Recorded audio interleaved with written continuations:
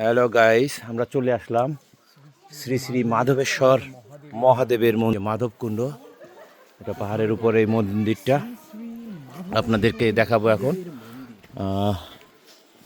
এই এইটার নাম অনুযায়ী সম্ভবত মাধবকুণ্ড নাম হয়েছে, সম্ভবত।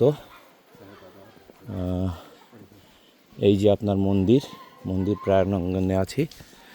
একজন,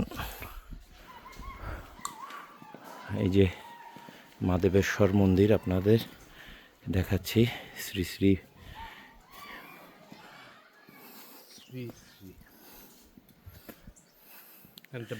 এইটাই কি মূল মন্দির দাদা?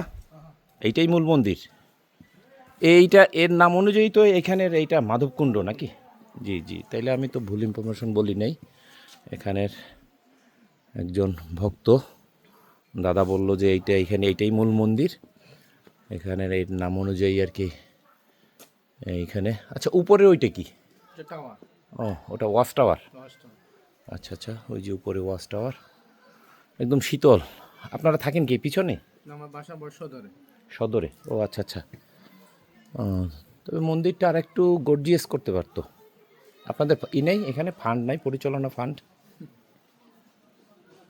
আছে, সমস্যা আছে না? এর জন্যই। তবে আর একটু গর্জিয়াস করতো। অন্য অন্য জায়গার যেমন ইসের মহেশকালীর যে এটা দেখলাম আমরা, এটা তো আরও অনেক গর্জিয়াস, অনেক ভালো। কিন্তু এইটা তো অনেক পুরনো, এটা এইভাবে। হ্যাঁ, এইটা হ্যাঁ দেখলেই বোঝা যায়। শিবলিঙ্গটা তো অনেক 300 বছর পূর্বে। শুনছেন? 300 বছর পূর্বের। ওই জায়গায় তিনজন সন্ন্যাসীরা কিন্তু হ্যাঁ হ্যাঁ, বাবার ধ্যান করছেন। দেখছি আমি এখানে তারা প্রতিষ্ঠিত করছেন। কিন্তু এত পুরনো মন্দিরের এই জরাজীর্ণ অবস্থা, আর একটু ভালো গর্জিয়াসভাবে করলে পর্যটকরাও ভালো আসতে পারতো, ভক্তদেরও মন ভালো থাকতো। এই যে যারা এই মন্দিরটি করছেন তাদের সমাধিস্থল, এই যে 3 সন্ন্যাসী, তারা হচ্ছে এখানে তাদেরকে সমাহিত করা হয়েছে। তো ঠিক আছে দাদা, আসি। হ্যাঁ, তো আমরা এখান থেকে বিদায় নিচ্ছি মন্দির থেকে। মন্দিরের এটা আসলে ধর্ম মত এগুলো সব কিছুই আল্লাহর তরফ থেকে আসছে, যার যার ধর্ম।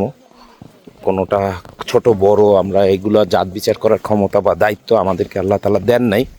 প্রত্যেক ধর্মই প্রত্যেকের কাছে রেসপেক্টেবল, এবং যার যার ধর্ম তার কাছে যেমন রেসপেক্টেবল, সবাই ধর্মকে রেসপেক্ট করবে, এটাই